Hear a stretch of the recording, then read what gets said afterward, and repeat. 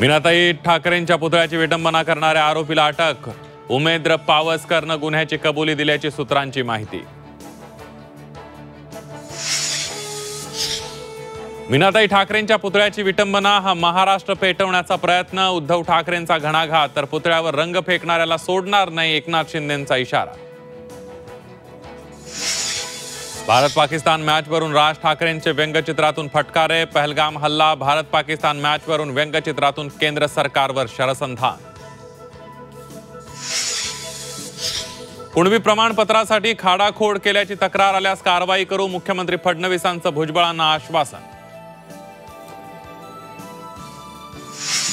लक्ष्मण हाकेंची जरांगेंवर जाहीर टीका। मराठा समाजाच्या मुलांच्या शिक्षणासाठी काय केलं, लक्ष्मण हाकेंचा सवाल। तर ओबीसी समाजानं ओबीसी नेत्यांनाच मतदान करण्याचं हिंगोलीतील सभेत आवाहन।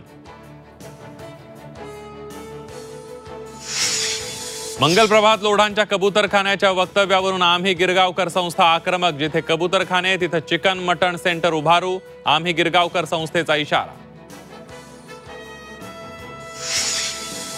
बीड अहिल्यानगर रेल्वे सेवेचा शुभारंभ, मुख्यमंत्र्यांनी दाखवला हिरवा झेंडा। अनेक वर्षांचं बीडकरांचं स्वप्न पूर्ण। महाराष्ट्रात ओला दुष्काळ जाहीर करा, शेतकऱ्यांना हेक्टरी 50,000ची मदत द्या। विजय वडेट्टीवारांची मुख्यमंत्र्यांकडे पत्राद्वारे मागणी। पंतप्रधान नरेंद्र मोदींना पुणेकरांकडून अनोख्या शुभेच्छा। मुरलीधर मोहोळांकडून खास ड्रोन शोचं आयोजन। तब्बल 1000 ड्रोनच्या माध्यमातून नभांगणात विविध प्रतिकृती।